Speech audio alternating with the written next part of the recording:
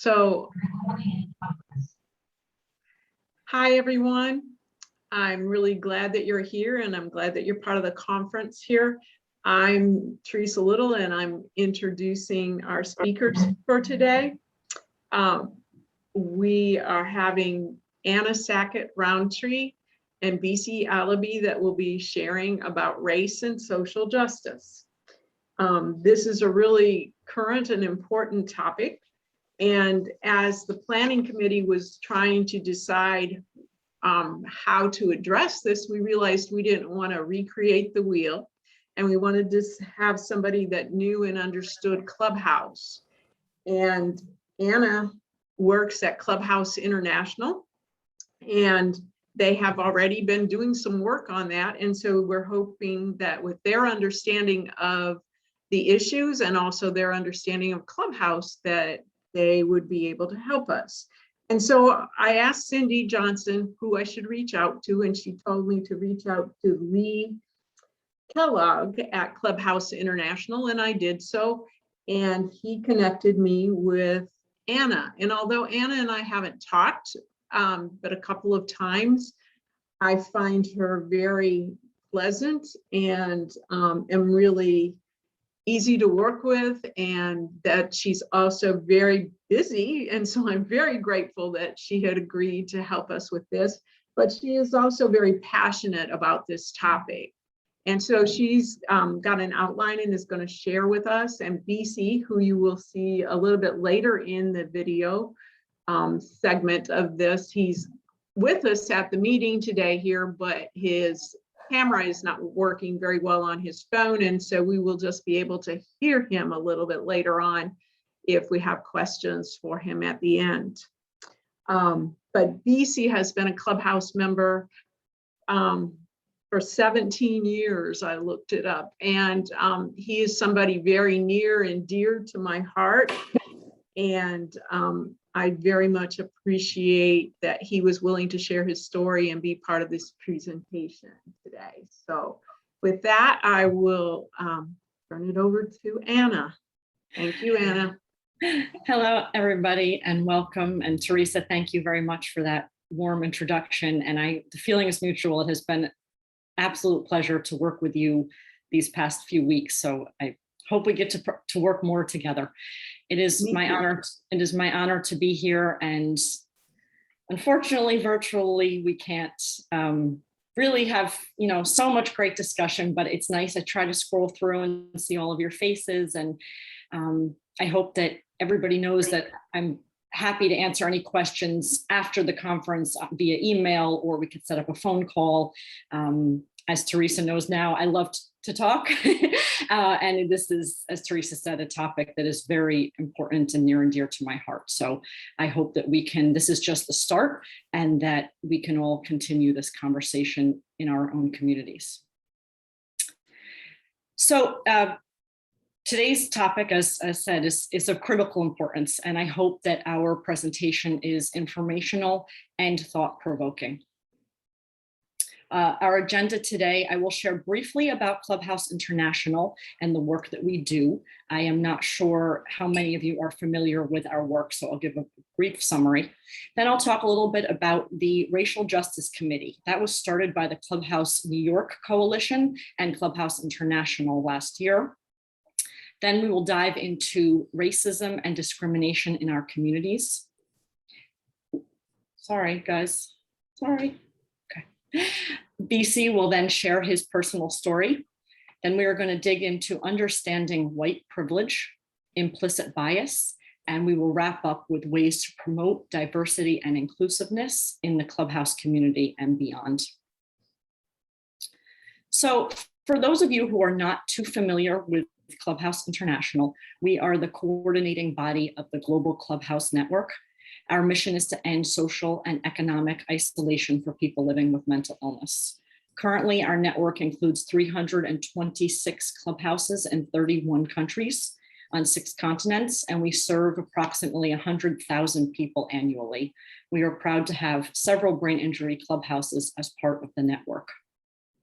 Our clubhouses all adhere to the international standards for clubhouse programs, and These standards are the Bill of Rights for members and a code of ethics for Clubhouse staff, boards, and administrators, and a way that we can have all of the clubhouses have a consistent and quality that make sure that the clubhouse model of psychosocial rehabilitation is quality and is strong and is consistent in all corners of the globe. Our strategic priorities, as you'll see, are expansion. We work with community startup groups to open new clubhouses so that more people with mental illness can, in more communities around the world, can find and receive help and support. Our evidence-based accreditation program that we run ensures quality and consistency of our clubhouse network. And we're working, one of our ambitious goals is to grow the number of accredited clubhouse programs within the next 5 years. We provide various training programs, such as our new clubhouse development training, employment track training, leadership training, and all of these trainings are, again, to ensure that quality and consistency of our clubhouse network. Research, I think you already heard earlier from Colleen McKay at our partner at University of Massachusetts Medical School. And we partner with, Colleen is wonderful. And we partner with them and other institutions to develop research papers to demonstrate the effectiveness of our clubhouse model to the mental health field and beyond. I think that's something that we are really trying to work on, is how can we capture the attention of people, not just within the mental health field, but beyond. And that feeds right into the advocacy and public awareness. We're working to enhance and coordinate advocacy and outreach efforts to help end the stigma surrounding mental illness and promote public support and funding, calling on governments to create better investment in mental health services. Here's a map of all of our clubhouses. I always think it's pretty cool to see where we all are and to know that we're all a part of this global network. So digging into this presentation, Clubhouse New York, as I mentioned, the coalition, in response to the murder of George Floyd last year and the protests that ensued and the all too frequent police brutality, but of course also just the systemic racism against Black people that is tragically woven into the fabric of our country. So it wasn't like something new that happened, but it was, the committee did begin in response to George Floyd's murder, but it was in talks way before that. But last year, a group of us got together and said, we need to formally create a committee that is going to take action. As a group, we understand racism takes many forms, and thus multiple approaches are necessary to combat it. We'll hear more about that later in the presentation. We focus on the intersection of racial justice and mental health advocacy. And our main goals are to identify issues, educate our community, and empower our community to fight for equality and make the changes that we need. So that's within our individuals, within our clubhouses, and within the greater communities around our clubhouses. Let's talk about racism.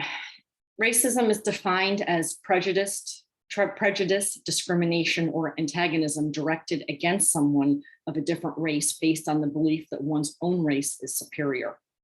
In the United States and elsewhere, racism has come to define a full spectrum experience and way of life, predicated on the idea that peoples and histories of Western Europe are inherently superior to others. While there have been great strides in the fight for racial equality, we are much further from eradicating racism than many would like to believe. And some days I just want to shout this all day long. Racism comes in many forms. It's important to understand all of them in order to truly combat the racism in our world. The four most common forms of racism are interpersonal or individual, cultural, institutional, structural, or systemic. So to help understand a little bit more, for interpersonal or individual, that refers to an individual holding racist beliefs and acts, taking action against other people. And it can be overt and it can be subtle. An overt example is someone making racist comments towards another person or group of people. But I think, unfortunately, in our country and everywhere, we see these subtle acts happening often. And those are some of the most scary to me. Cultural, defining who and what race has the authority to create and define the culture in a society. For example, what clothing or hairstyle is deemed appropriate, or when they're stereotypically say, oh, people are being too loud, a certain group of people is being too loud at a gathering. And this often leads to internalized racism. Institutional refers to when an institution makes choices that intentionally single out or harm people of color. For example, Jim Crow segregation and voter suppression laws are two major examples. Structural or systemic.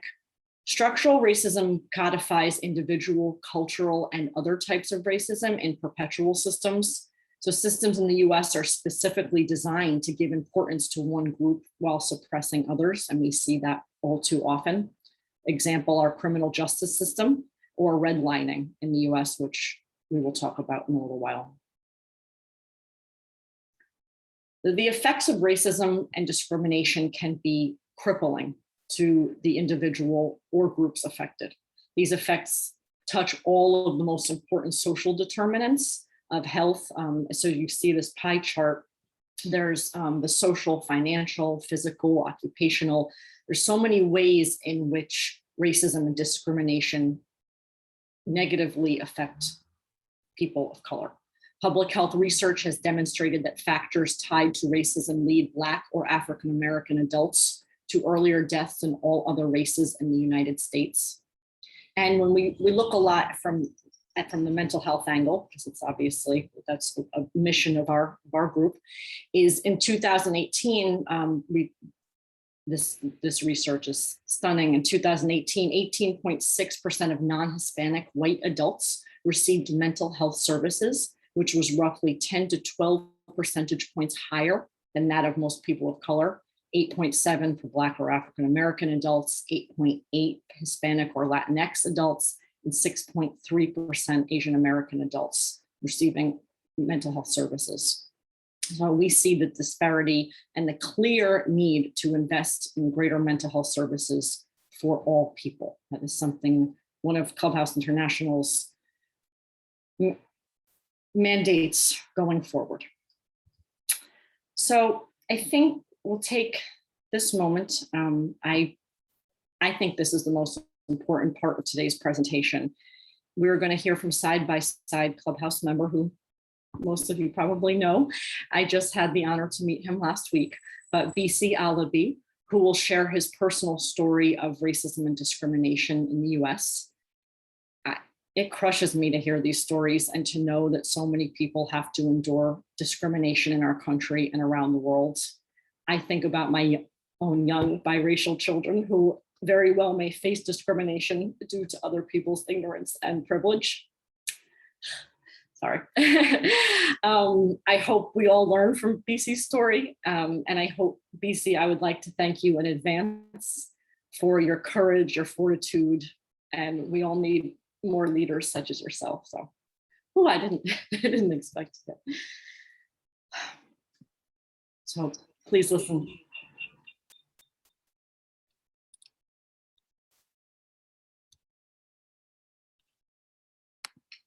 BC Alabi.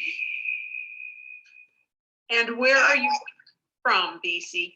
I'm from Nigeria, West Africa, from city of Ogbomoso, West in Nigeria, West Africa. What year did you come to the United States?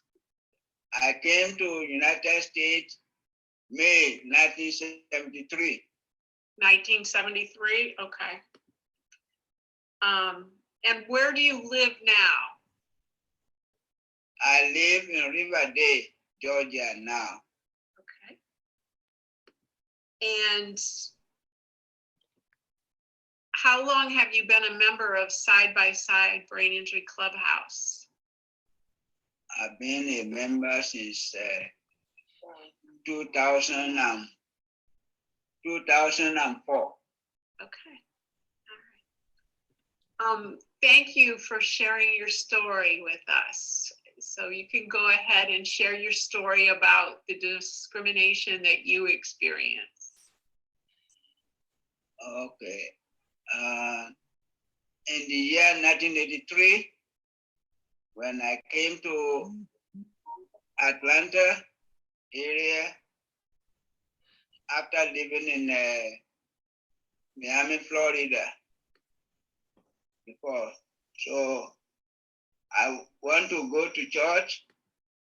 So on Sunday morning, as I wanted to enter one of the Baptist churches with my 3 children to worship in Georgia, we met one of the deacons of the church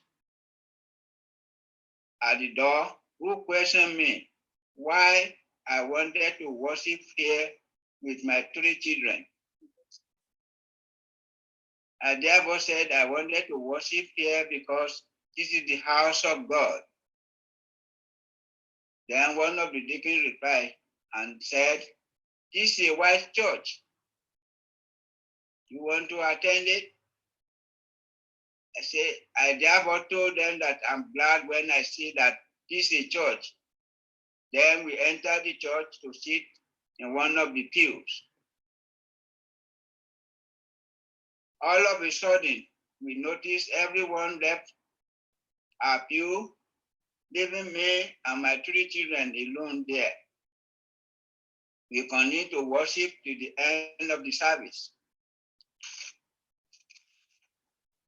And then we went home. We continued to attend the church every Sunday to worship at this church. Then one day it happened, one Sunday morning service, that we had the missionary pastor on follow as a visiting missionary pastor to preach. He noticed me in the congregation. He called my name, and everyone was surprised. They busy. It happened that we worked, and it happened that we worked together at Baptist Medical Center in my hometown, West Africa, prior to my coming to the United States of America. What a small world. I'm still attending this church, and I'm one of the deacons in the church. Thank you.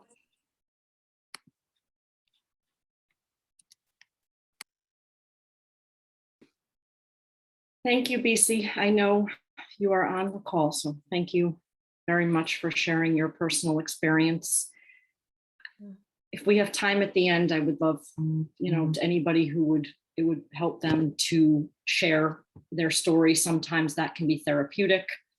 I'm also available. I host a workshop with Clubhouse International where if somebody would like to share their personal story, and it can be therapeutic for them, that we do it. I've done with members around the world. So please always know that my door or email virtual world is open to all of you. And I hope that we all learn from when we hear each other's stories. I'm going to move now into understanding white privilege. I think it comes,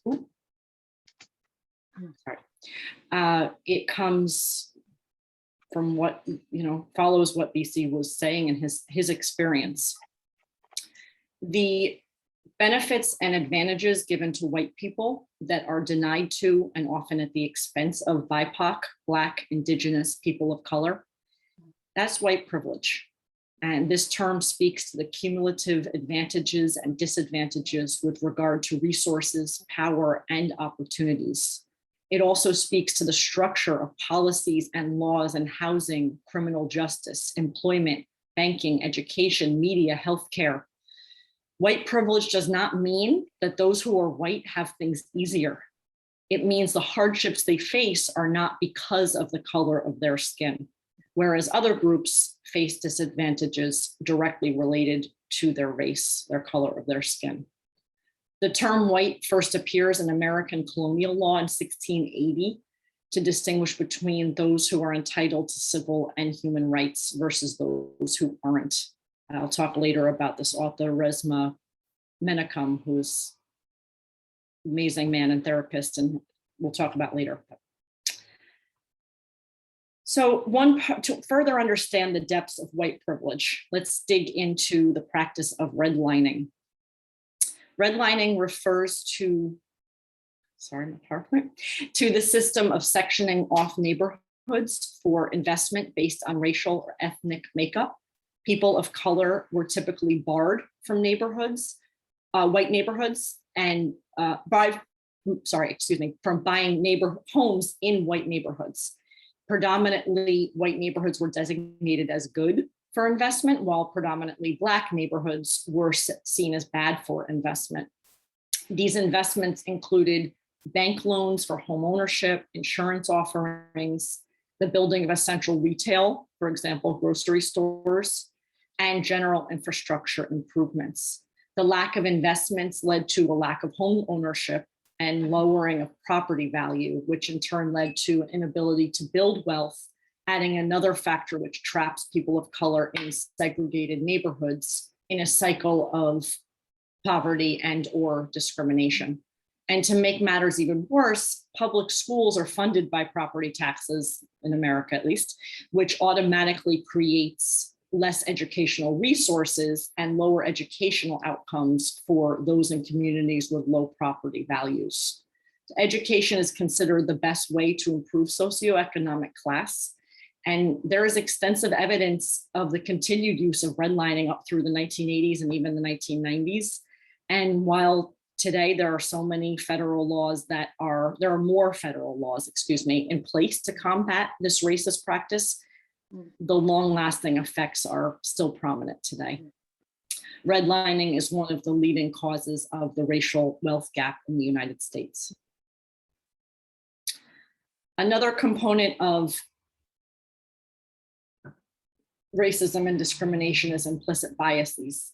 And implicit bias is, it's also known as implicit social cognition, and it refers to the attitudes and stereotypes that affect our understanding, actions, and decisions in an unconscious manner. It's important. A few characteristics of implicit biases are they are pervasive. Everyone possesses them, even people with avowed commitments to impartiality, such as judges. Implicit and explicit biases are related, but have distinct mental constructs. They are not mutually exclusive and may even reinforce each other. The implicit associations that we hold do not necessarily align with our declared beliefs or even reflect stances that we would explicitly endorse. Extensive research has documented the disturbing effects of implicit racial biases in a variety of realms, ranging from classrooms to courtrooms to hospitals.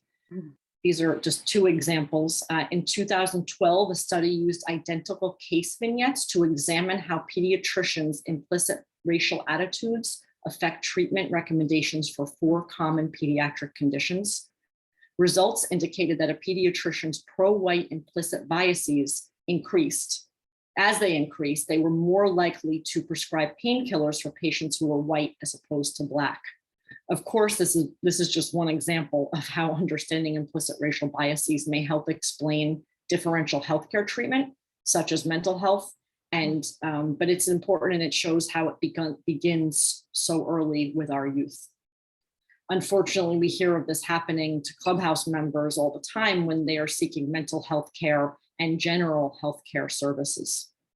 Another research study explored the connection between criminal sentencing and Afrocentric features bias, which refers to the generally negative judgments and beliefs that many people hold regarding individuals who possess Afrocentric features such as dark skin, a wide nose, and full lips.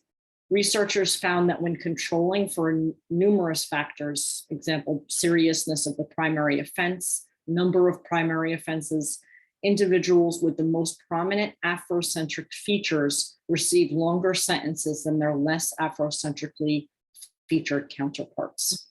This phenomenon was observed intraracially in both their Black and white male inmate samples. So what do we do with all this information? I think I'm someone who loves to learn, and I love to talk to other people. I love to hear other people's experiences. And then we have to take it that next level. What do we do with it? How do we make that change in our communities and within ourselves? So let's talk a little bit about how to combat discrimination. Learning, as I just said, reading. There's so much to read out there, articles, books, discussions, listening. For me personally, listening to people's personal lived experience is the most impactful. Listen to how that experience made that person feel. Put yourself in that person's shoes. Lead. Don't be afraid to separate yourself from a friend if they are engaging in subtle or overt racist behavior. Of course, it's much easier when it's overt, but these subtle behaviors are real. It's critical that they are eradicated and shut down immediately, because they just grow.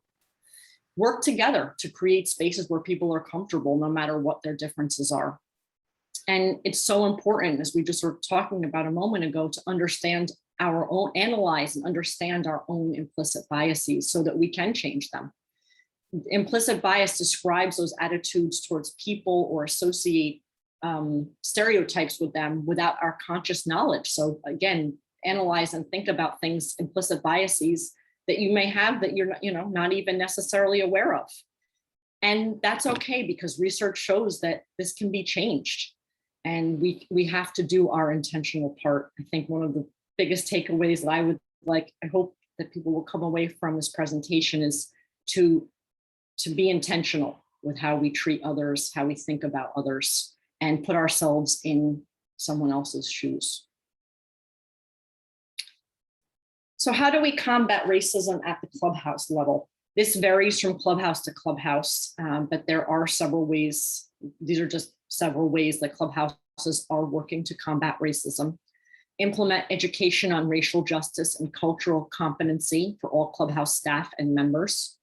Hold forums on race and discrimination to help community become more comfortable speaking about these issues. That is so important. The more comfortable we can all be, then something that could have just been easily resolved, if you don't talk about it, it can balloon and it can become dangerous. But if you just talk about it, and good communication can often be able to resolve an issue. Continuously hold trainings. We have several clubhouses who hold trainings on a regular basis to combat implicit bias and give the community tools to address any disparities within the clubhouse.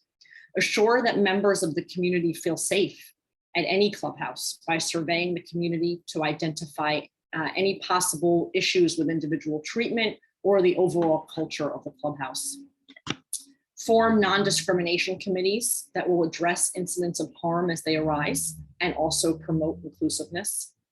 Ensure clubhouse boards and senior management reflect the diversity of its membership, and work with local and international partners in developing a standard that addresses racism and bias in the clubhouse community. So this past year, we put up for review a standard to add to the standards that I initially spoke about, the Clubhouse 37 Clubhouse standards, and it would discuss and promote inclusivity and diversity in the clubhouse.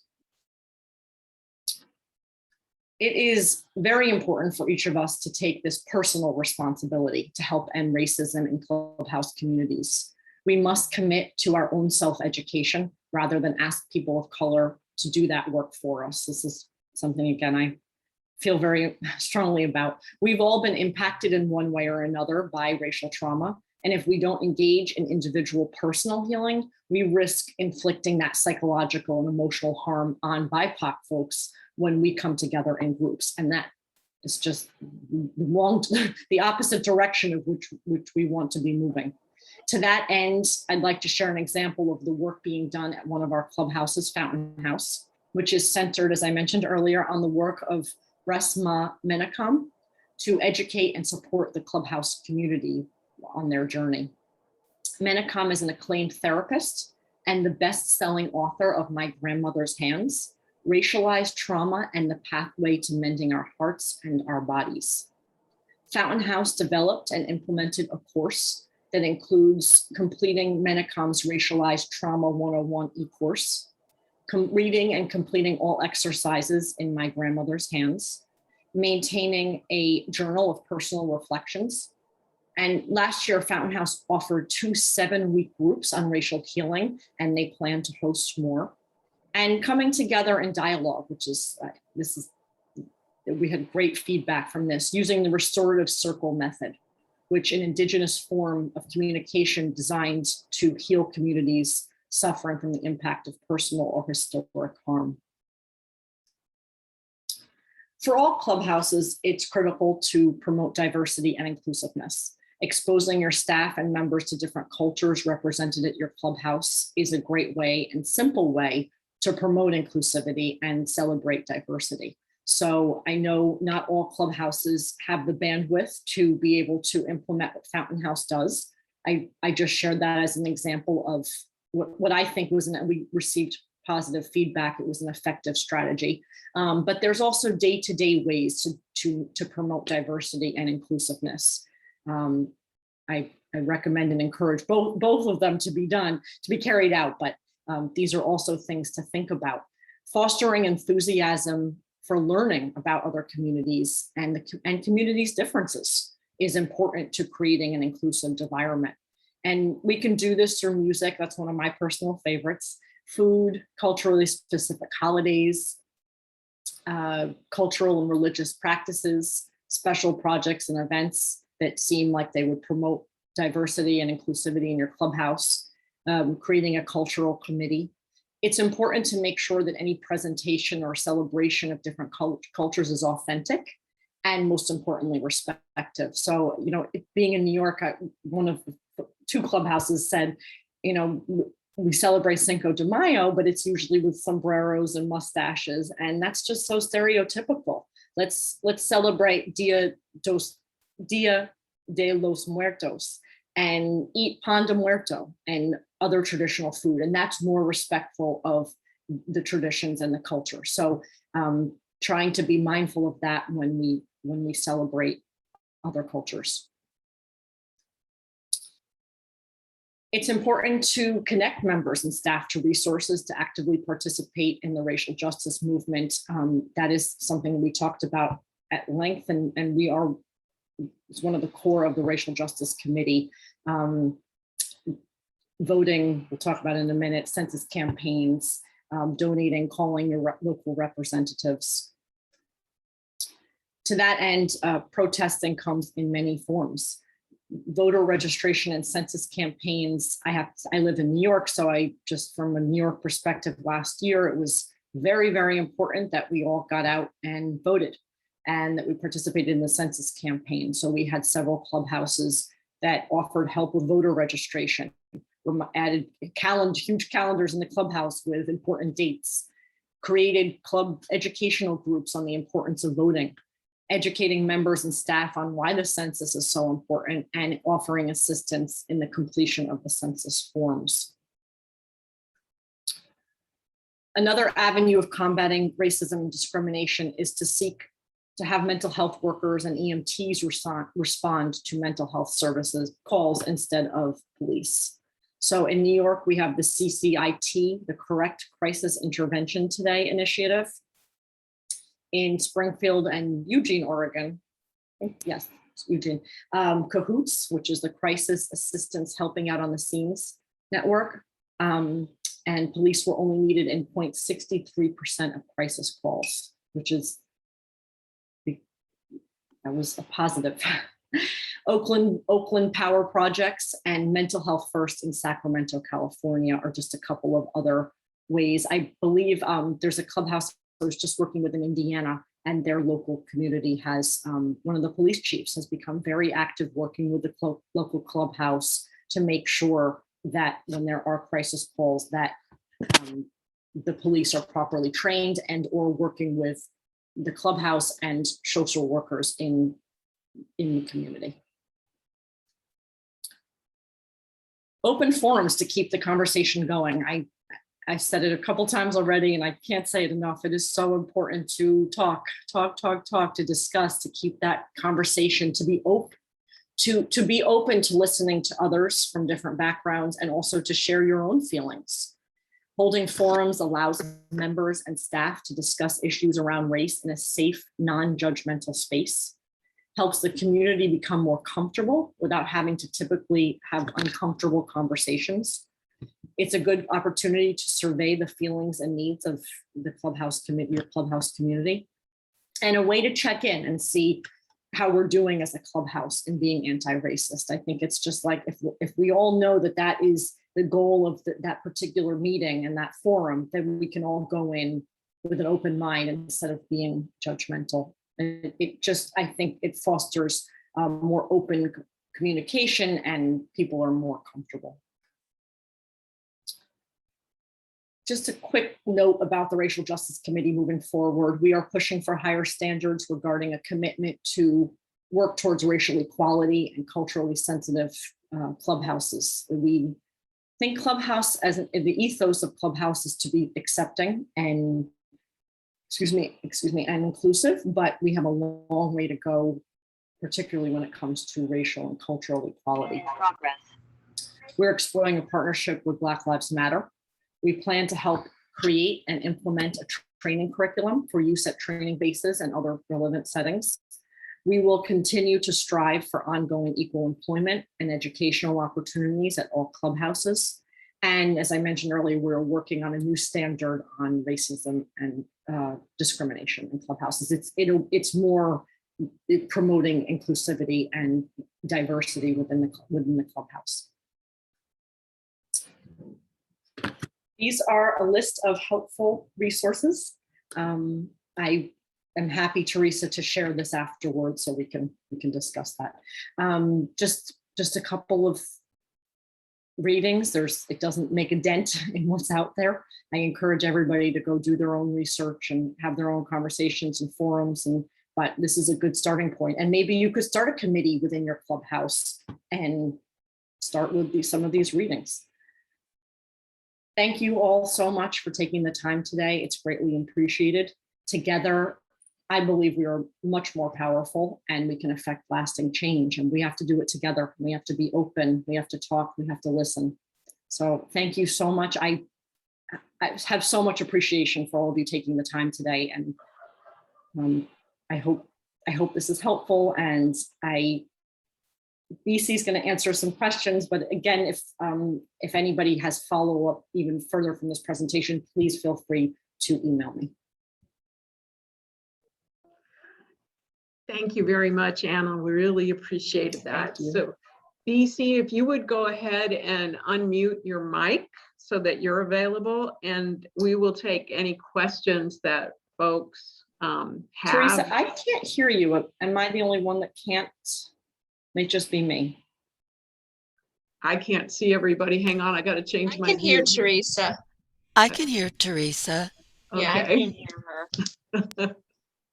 Yeah, I can hear. Huh, Anna, I wonder if it's your microphone. I mean, maybe you're because of the two computer screens. It was me, sorry. It's okay. It was me. All right, so BC, are you unmuted?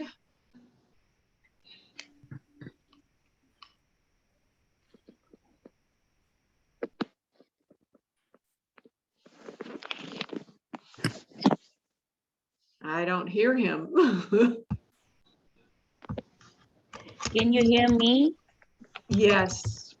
Thank you. How can you download the transcripts for these presentations? Thanks. Jessica, can you field that question? Sure. Well, right now, the video, all of it may take some time because Zoom takes a minute for it to actually transcribe and to convert the videos and things like that. But they're all within the same folder that is available. If you were to go onto the annual conference page, you'll see a link to that folder, but we'll also share it out. I will send it by email to everyone who's registered, so you have access to it as well. Thank you. Mm-hmm. Thank you. Okay, it looks like BC is still muted. What name is he under, Teresa? John Olabisi Alabi.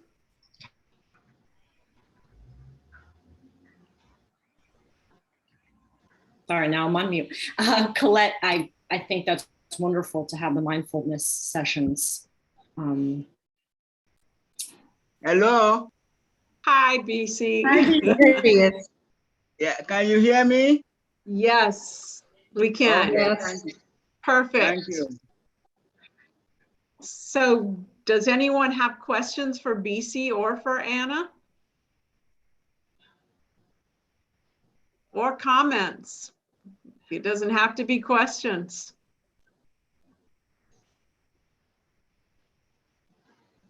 You know, Great presentation. Okay, we had two people talking at once. I don't know who the other one was, but one of them was Colette. So go ahead, Colette. Yeah, this is Colette, and Teresa and I have led the mindfulness sessions together, and I think that mindfulness is the mindfulness when we have contemplations is a wonderful time to be able to deal with conversations and topics that are difficult.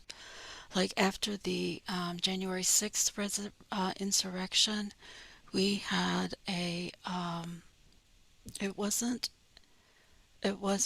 a meditation per se. It was more it was actually a it was actually a liturgy I stole from the Methodist that was secularized for us. But it talked about it gave us time to reflect on may we come to care for one another.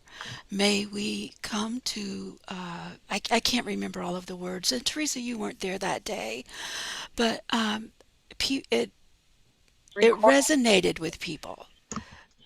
It really resonated with people.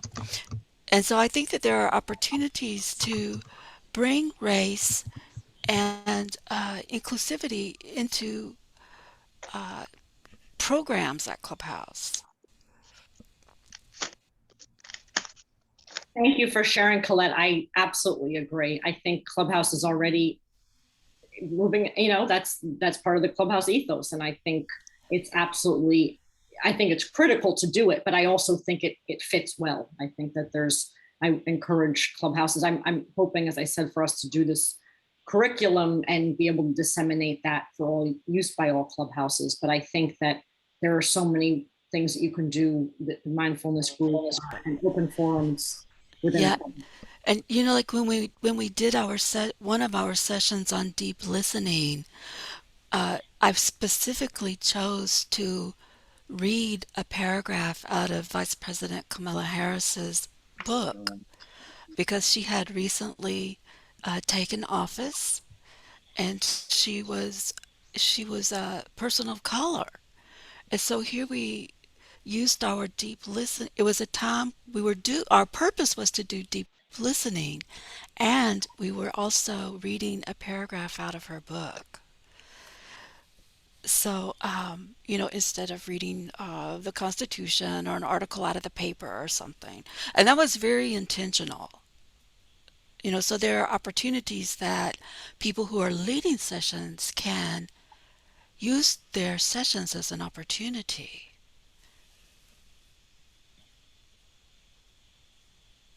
Teresa. Yes, Bill. So I just want to share, Teresa and I talked about this earlier. BC had shared this story with me a couple of times. And a couple of things I just want to share about that BC needed the validation of someone else to gain acceptance in that church, which is a sad thing because, he lived in that community, wanted to be a part, and wasn't accepted, and it had to be somebody coming from his home country, a missionary, that validated him. And I think one of the issues today with a lot of people, especially younger people, they're tired of people having to validate us as humans and as equals. And so, so the other thing that struck me about that when BC and I first talked about this is that this was 1983, which is like, that's not that long ago, and we're still having these problems. Now, the positive of it is that BC was resilient. I know many African Americans who have dealt with generations of this would have not fought back in quite the way he did. But BC was resilient, and he became accepted, became a deacon in that church.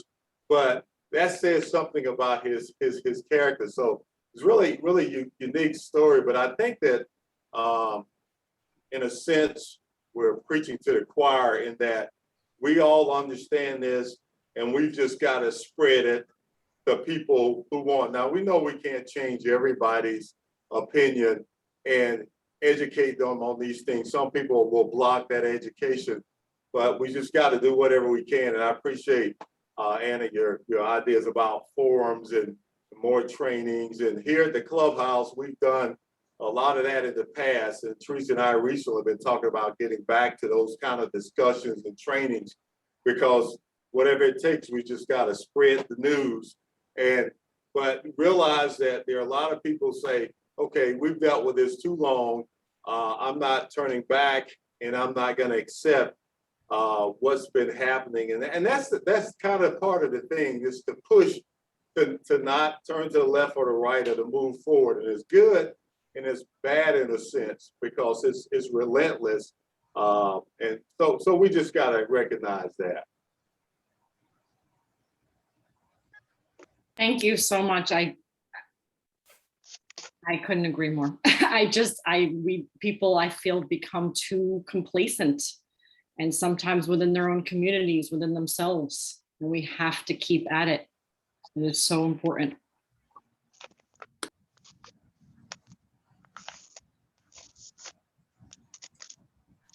I'm sorry, Mike, my question is more about clarification on your presentation and what's available online. So I know, is Jessica here online? I just want to make sure. I think this would be a good presentation for me to play for my staff that weren't able to attend. Only a few of them were able to. So I want to make sure that the slides are accompany the presentation. Is that how it will work, Jessica?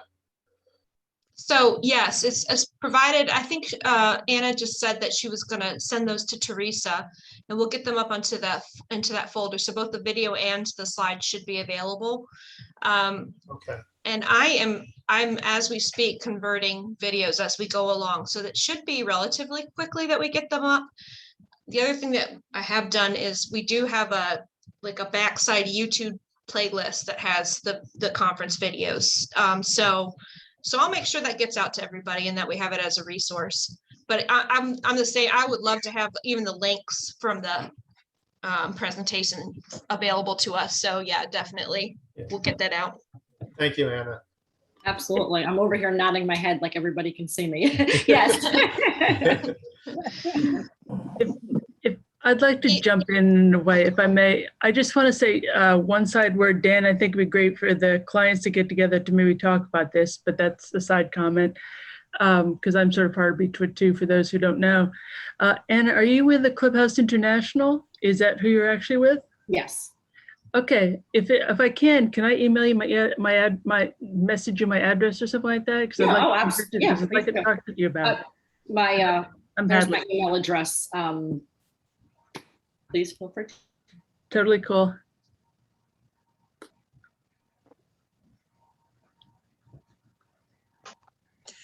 Anna, could you talk a little bit more about where Clubhouse International is with the standards? You mentioned possibly incorporating that into the standards.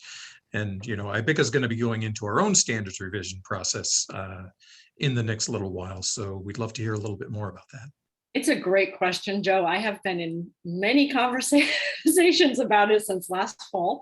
You know, when you're in the Racial Justice Committee with our group, everybody is this standard is we're gonna just write it and pass it, and it's just of critical importance, and that's just what's gonna happen.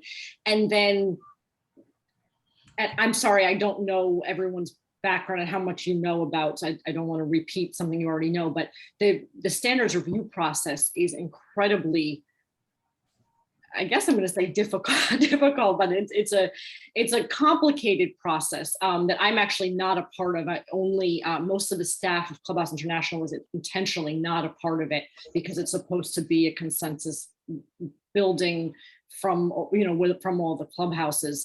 And it's really interesting what I've seen, and what our executive director, Joel Corcoran, has shared with me about the process, is that you need something that at clubhouses all around the world are going to be comfortable with, and things that the Racial Justice Committee, and even probably I would go so far as to say most of the US clubhouses would be okay with and strongly support and encourage, has gotten some pushback from other clubhouses and other places. So that's in where we are right now, is trying to, I'm really hopeful that we've been tinkering with the language and making it more, as I said, it kind of focusing on the promoting of diversity and inclusivity.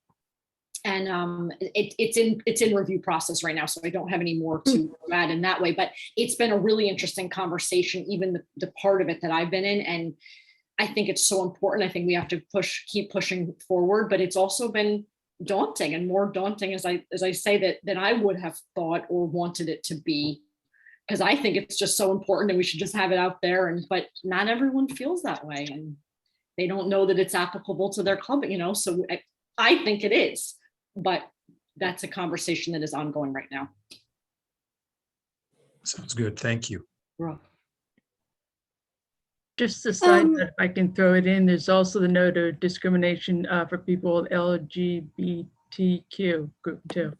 Yeah. Just to throw that in. Yep, absolutely. So, yeah, I'm a member in Virginia. Was wondering, can you repeat, as there's a lot of information, well, first of all, logistical thing, did you say that the videos are gonna be, online, to sort of like watch the session like tomorrow, or when will they be up? Likely by tomorrow, yes. Okay, and it's just going to be something we have to watch online, or can we download them? I'm not we'll have to see. I think you'll only be able to view them based on the permissions that we're going to set, that we sort of have to set around the material, but you'll be able to view them online. Oh, okay, that's what I thought. I was thinking you'd say, so then I would need to make sure that at the time I look, I have a internet connection that's stable to watch them, because video requires a lot more bandwidth. Okay. Okay. My next questions was, yeah, if you guys can repeat, what was the name of the book that you said someone famous wrote about, the racial justice, and, what the second question was, what was the training curriculum that you referenced, and is that free, like online somewhere? I don't, it's not free. I didn't think so. Yeah. But I can email Teresa if you want. We could try to figure that out afterwards. I mean, I'm hopeful maybe it has become free since last fall, but it was not at that time.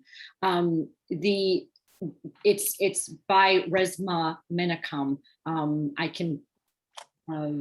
You might want to spell that. Yeah, I can. Or is it helpful if I write it in the chat?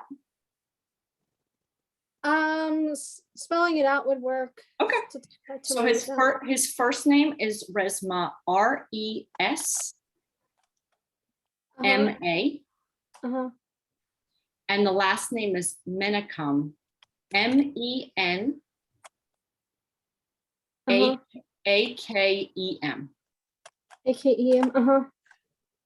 And his, I don't know the exact, the full title is My Grandmother's Hands, Racialized Trauma and the Pathway to Mending Our Hearts and Our Bodies. Okay. My Grandmother's Hand? Yeah, hands. Hands, like HANDS, is that what you're Yes. saying? Correct. Oh, okay. Just clarifying, is this internet cut out? Okay, I think I got enough to find the book. Okay, thanks. Yeah, of course. And there's a training course that comes with it. Oh, okay, because the next question was, yeah, what was the training course? But it's kind of the same thing.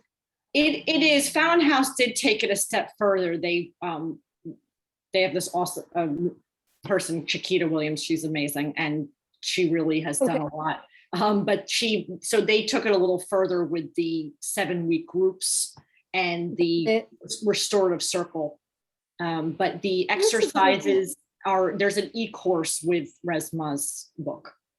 Oh, okay. So you're saying that sounds like there's not only a training course, but there's an e-course as well.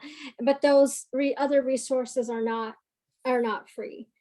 Right. They were just part. They were how the Clubhouse, devised their I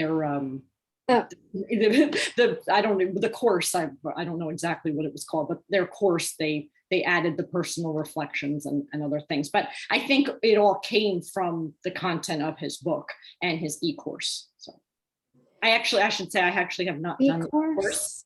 Yes. Okay. Oh, okay. So they're separate things. So like if you bought the book, you would not be buying the e-course and vice versa. If you bought the course, you would not be buying the book.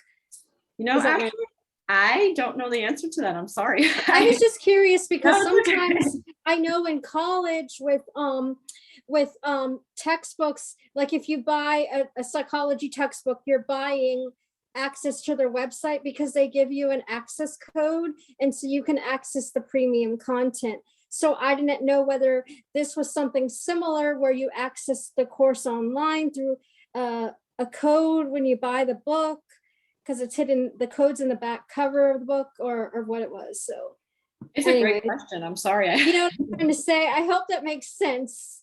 No, absolutely. No, absolutely. I have unfortunately not done the course yet, so I don't have the answer to that. Okay. Well, I get it. And thank you.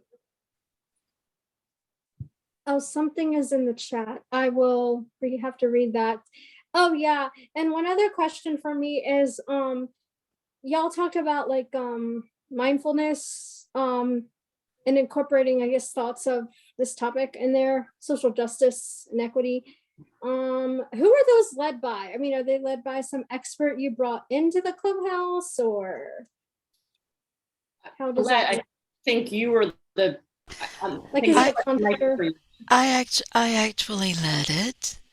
I adapted a liturgy, and actually when we talked about mindful communication, we actually had a session on talking about we actually had a session, I believe, on inclusivity and being very aware of the group that you're in. When you walk into a group, being aware of the group that you walk in and the position you hold and your relationship to the people in that group.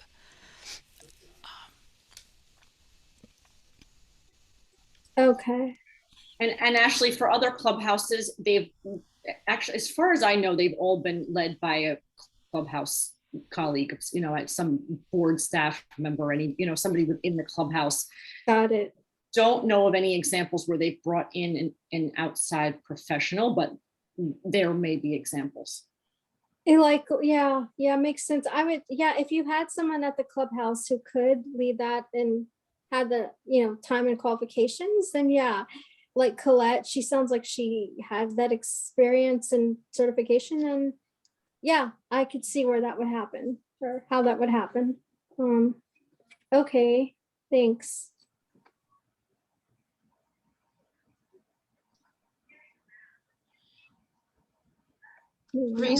Teresa, are you still on? Yes, I am. Okay. I was going to see if there were any other questions. If not, at this time, I'd like to go ahead and thank Anna and BC for their openness and for sharing. I appreciate both of you. And for your time and your vulnerabilities with sharing all that. So thank you so much. And hopefully we will all be able to take something away and try some new things in our own clubhouses as well. I certainly like the idea of,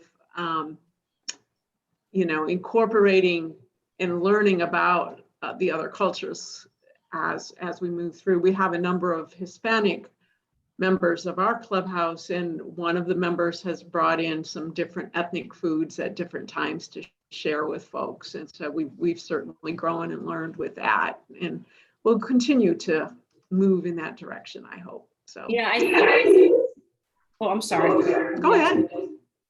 I think that's, I'm hesitant to use the word easy, but it's a more simple way to start to really think about and incorporate everybody, because some of these conversations are difficult.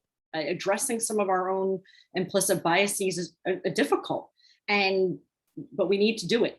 And we need to start someplace. And you know, the reason when we were talking about all this and all these kind of questions and conversations come up when we were you know, during our committee, and we talking about the example of a holiday and celebrating other people's culture, because it's something that can also be fun.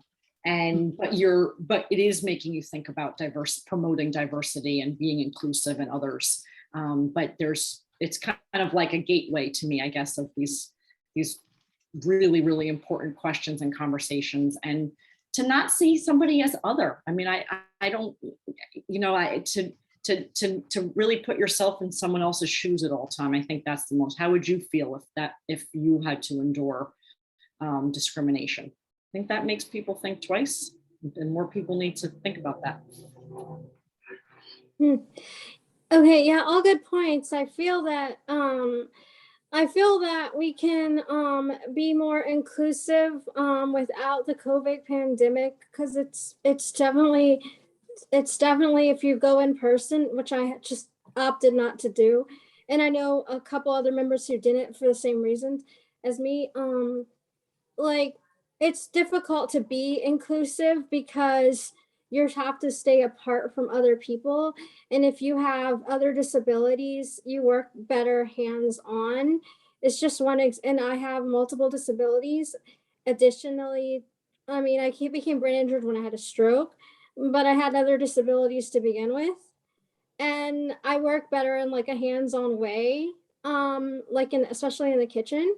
So, yeah, I all good points, and hopefully we can do that, you know, incorporate that more and be a full clubhouse, you know, when the pandemic ends, and we can like get back to like full capacity. Let's just, like, for us, it's like 15 members, I mean, and plus staff. I mean, I've talked to other members who aren't going back, and probably won't go back for a long time because like they require masks. And I've talked to 2 or 3 members that say that they can't be included because that's not something they can do, because it for their health. They can't breathe through a mask very well, and it irritates them. So they have opted not to go back as well. That's just one example. So I just thought I'd mention that because it's been kind of heavy on my heart, speaking of inclusion. You know, it's really challenging to include, and then you get to virtual, and not everyone has equal access to equipment or understands how to use technology. I mean, I had to call a few Clubhouse friends of mine and explain a little bit about Zoom, and they were really thankful because then they could come on. They felt more comfortable coming on Zoom once they kind of understood how it worked. Like, for example, they didn't know you had to turn on your camera when you came to a meeting. They thought it'd like automatically be on, like when you get on like Skype or something, and that's not the case. So anyways. All right. That's my comments there, but good presentation. Thank you, Ashley. Appreciate your input. I agree with you. Thank you. All right. Is the meet and greet going to be the same link? It is the same link. link, and it'll be starting at 5 o'clock. So you'll Amen. have a little opportunity to take a break. And if you want to get a little something to wet your whistle and a little snack, you can do that. So You mean you're thank not you. serving refreshments at the meet and greet, Teresa? This is bring your own. Oh, I you want a wish. burrito. You wish